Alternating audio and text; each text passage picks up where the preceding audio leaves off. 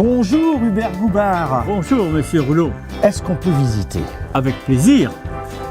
Mais avant, il y a une petite coutume ici, on doit se laver les mains avant de rentrer dans mon musée. Une coussotte qui fait un petit pipi gentil. Alors, les gens se lavent je les mains. respecte la tradition. Oui. Nous sommes à Bazouges-sur-le-Loir, au musée du Fer-Blanc. Je dois dire que l'endroit est insolite et on ne s'attend absolument pas à ce qu'on découvre ici cet univers-là. Hubert, expliquez-moi, le fer-blanc, c'est quoi et ça vient d'où? Le fer blanc, ses origines sont du XIVe siècle. Importé des pays de l'Est, Hongrie, Birmanie, Bulgarie, où il y avait du minerai. Les mines étaient faciles à exploiter, donc, et en plus pas très chères, ce qui permettait de faire des objets, toutes sortes d'objets à partir de tôles fines, une tôle de 6/10 pour le mot fer, et blanc parce que c'était recouvert d'une fine couche d'étain.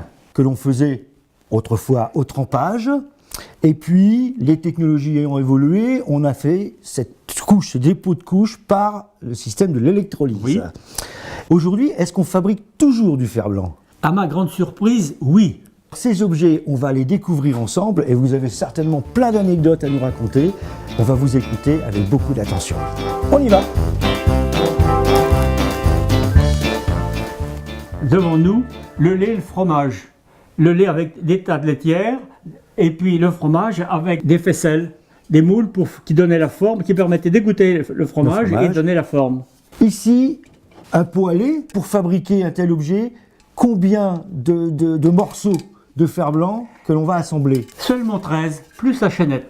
13 pièces qu'il fallait assembler, qu'il fallait donc découper. Le métier, c'est le fer-blantier, c'est lui qui va fabriquer ces pièces.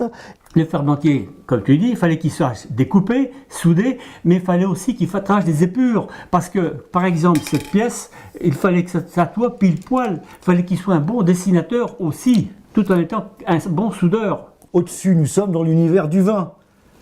Bien entendu. À quoi ça sert? Cet objet sert aussi bien pour le vin que pour le cidre. Donc ça s'appelle une tireuse populaire. Ça servait à faire du remplissage de bouteilles en série. Ici, un tuyau relié à la barrique, un petit flotteur à l'intérieur. Les bouteilles étant posées par terre, on emplissait une bouteille, une deuxième, une troisième. C'était le début de la grande série. Incroyable nombre d'objets qui peuvent se trouver ici, dans ce musée du fer-blanc. Combien d'années pour collecter toutes ces pièces? On ne sait pas. Quand on aime, on ne compte pas. Mais 30 ans et 100 000 km, c'est à peu près sûr. Est-ce qu'on peut dire qu'avec ça, on peut tenir la chandelle? Tout à fait. Hein? Puisque nous sommes dans les chandelles, on va y rester, même si on va parler plus de bougies que de chandelles, Hubert. On est bien d'accord. Mais on n'est pas à l'époque de la bougie ici, c'est l'époque de la chandelle. Et alors, pour couler la cire, nous avions ce récipient avec de la cire liquide qui permettait de faire le plat. L'invention du fer blanc va d'un seul coup ouvrir la possibilité pour les fabricants d'aller vers une gamme beaucoup plus étendue. Et on en a l'exemple pour les objets militaria. La hampe de drapeau, qu'on trouve toujours en laiton ou en cuivre. Tout à fait. Là, celle-ci est en fer blanc et on voit très bien que c'est du métal de récupération parce qu'il y a des soudures dans tous les sens. Toujours dans le militaria, cette petite boîte vivre de réserve, chocolat 250 grammes. Attention, n'ouvrir que sur ordre. Nous pressons le pas car nous avons rendez-vous avec Ernest. Ernest, le fer-blantier. Un outillage un peu particulier, Hubert, n'est-ce pas? Nous avons les fers à souder, à l'arrière les marteaux, les cisailles, très importants pour découper les plaques. Alors dites donc, c'est pas un truc de feignant, hein, parce que ça pèse son poids. Cette cisaille servait pour couper les tôles en longueur, dans les parties longues, mais elle était faite pour piquer, rentrer dans un trou sur l'établi, ce qui permettait à la cisaille d'être indépendante. Donc le ferblantier de sa main droite pouvait couper et de la main droite guider la tôle. Et puis les enclumes ou bigornes. Bigornes ou tas, s'adaptaient à chaque objet à fabriquer. Voilà. Alors des tas, il y avait deux sortes de tas, si je me rappelle bien, un qui servait à border et l'autre à soyer. Cet objet... Là, on n'a pas utilisé la soudure étain pour réparer, on a utilisé ces petites pastilles qui étaient fabriquées au Mans. De chaque côté, il y avait une plaque de métal et au milieu, une petite couche d'amiante. Entre les deux, il y a de l'amiante. Et je dis, c'est cancérigène. Alors on me répond oui. Ben, je dis, ça doit être vrai, parce que tous les papis et les mamies qui s'en sont servis sont tous partis. S'il est un endroit dans la maison où il y a eu beaucoup de fer blanc, c'est la cuisine. Ici, par exemple, un presse-purée. Tout ça, c'est l'objet préféré de ma femme. On mettait une pomme de terre dedans et on tourne, tout simplement. Disons que après avoir mangé une bonne purée le dimanche, à 17h, nous allons au Vêpres et nous emmenons les chaufferettes. Les mamies et les papis en voiture hippomobile, ils emmenaient cette chaufferette avec des charbons à l'intérieur qui faisaient chauffer, rougir dans la cheminée. Chauffette de luxe avec sa petite moquette. D'origine. D'origine. Et la chaufferette traditionnelle, autrement, ben c'est celle-ci qui est formée de 7 pièces. Donc un couvercle, un réceptacle à l'intérieur pour mettre la braise. Rappelons quand même, pour ceux qui nous regardent, que la chaufferette servait à poser par terre et on mettait dessus les pieds, pour avoir les pieds bien au chaud.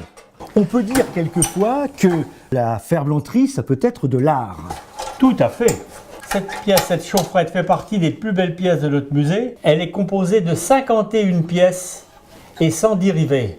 Ce sont toutes des petites pièces indépendantes qui font 3 cm sur 5-6 cm de haut.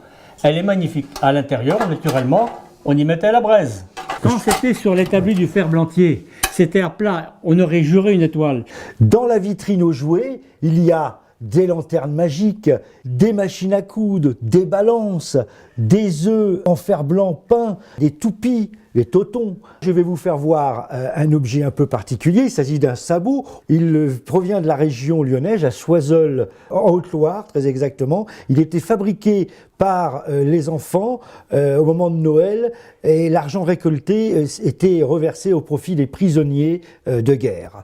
Nous continuons à explorer le domaine des jouets. Et dans le domaine des dinettes, tous les objets qu'on vient de voir dans la vitrine, les petits plats, les petits couteaux, les petits grilles, etc., à l'origine étaient sur des cartons. Une petite cuisinière, sa particularité, elle possède un tiroir sur le côté, et dans ce tiroir, il y a 3 brûlots qui permettaient à la petite fille de chauffer les 2 récipients et le four. Dans la vitrine aux miniatures, je vais retirer une pièce. Nous avons ici un poêle de tailleur des années 1880 sur lequel donc on trouve des petits fers miniatures, des petits fers à repasser qui symbolisent le poêle du tailleur qui servait aux repasseuses. Lorsque le fer était froid, on le remettait sur le poêle, on prenait un autre fer chaud de façon à continuer le repassage. Alors là, nous nous trouvons devant un rayon qui touche plus particulièrement le moule domestique, on va dire. Voilà, l'objet domestique. Tous les moules à gâteaux de toute région. Cet objet-là est particulièrement intéressant. Il se mettait en centre de table. On accrochait des écrevisses par la queue. Pour donner une cascade. Voilà, Cascade et le petit d'écrevisses. bouquet de persil tout en haut pour enjoliver la table. Pas besoin d'aller très loin pour changer de moule, puisqu'il s'agit de sucettes de glace, hein, Voilà. finalement. C'est, j'allais dire... L'ancêtre de l'esquimau. Josette, est-ce que vous acceptez qu'on y aille ensemble sous la douche ? Cet objet-là, on se servait comme ceci. Et ici, il y avait un clapet pour libérer l'eau. Qui était à Autrement dit, l'intérieur. c'est une douche avec 2,5 litres, 3 litres d'eau. Voilà, et l'eau évidemment arrivée par la pomme Voilà. d'arrosoir, Et il y avait le clapet, donc il libérait l'eau. fabriquée Voilà. par la maison Drapier et Fils à Paris. Et il est écrit juste dessous « bandagiste orthopédiste ». Les transports de l'eau se faisaient par des brocs de différentes formes, suivant les régions. Vous voyez, tout ça, ce sont des formes, des régions différentes. Le dégradé de cafetière en taille successive n'est pas sans rappeler un peu l'idée des poupées russes. Ici, nous avons la plus grande qui fait 95 cm. Exact. Et là, de ma main, j'allais dire, au moins de ma main, je vais sortir la plus petite qui fait simplement 7 cm. Alors, ça c'est le jouet, hein, on peut dire, et puis... Ça, c'est les collectivités, l'armée, j'allais dire voilà. les campagnes militaires, Oui, etc. oui, où oui, on tout à pouvait fait. mettre de l'eau chaude, le café ou le thé. On ne peut pas parler du fer blanc sans parler des boîtes. Chaque fabricant rivalisait d'imagination et dans la forme et dans le graphisme pour que ça soit simplement agréable à l'œil. Les boîtes les plus travaillées sont la plupart du temps des boîtes anglaises. Les fabricants de tôle de fer blanc, les Anglais ont dominé le marché pendant de très nombreuses années. Regardez comme c'est beau. Quand on parle là, vous avez Salade Russe. Les célèbres petits lus. La Maison Lue a effectivement en fer blanc fait beaucoup de choses. Hein. Les collectionneurs d'objets lus ne diront pas le contraire. Ici, on voit bien Lefebvre Utile à Nantes. Avant de terminer la partie de visite concernant ce musée, je vais simplement prendre cet objet. C'est un biberon de l'époque 1870-1880. Donc en fer blanc, on mettait un petit bout de chiffon à l'intérieur.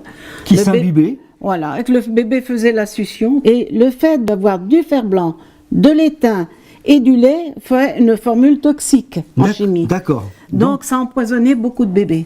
Ici, la vitrine est réservée aux gourmands, puisqu'il s'agit de moules pour le chocolat. Ces moules sont liés directement aux fêtes religieuses. On aperçoit ici un moule concernant Saint-Nicolas, des Pères Noël, des moules pour Pâques. Nous avons des cloches, nous avons des œufs.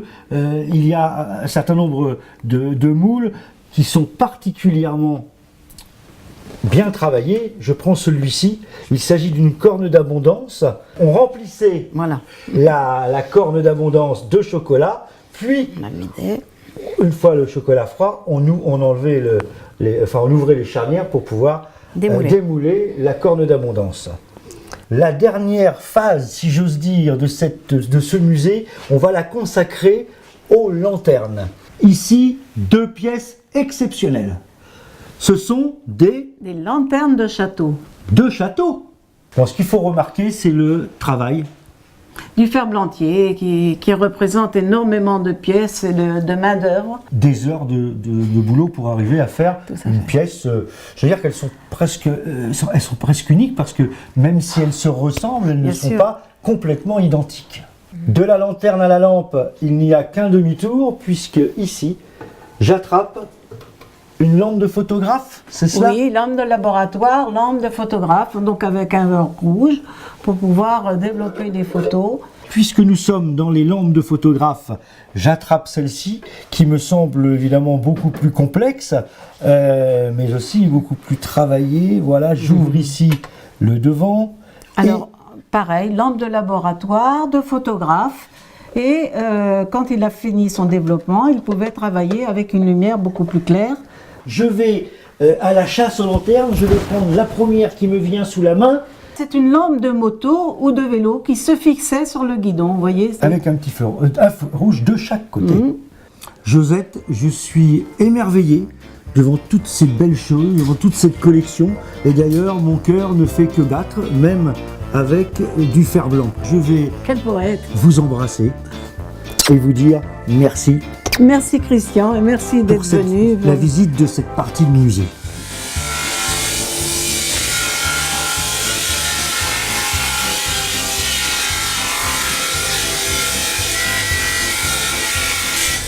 Bon, Hubert. Oui.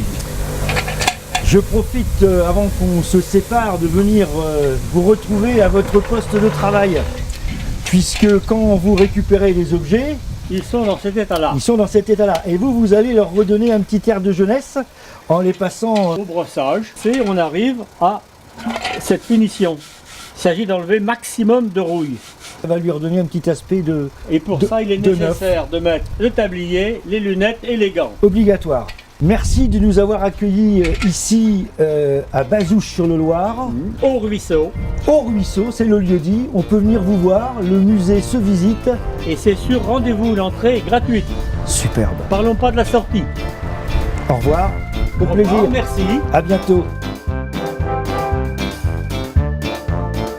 Toast au fer blanc, à notre rencontre, à ce moment délicieux que l'on a passé au musée. Et en espérant qu'on se reverra et qu'on refera autre chose, peut-être sur d'autres collections. C'est tout à fait possible. Nous sommes bien équipés. Santé. À la santé de nos deux amis.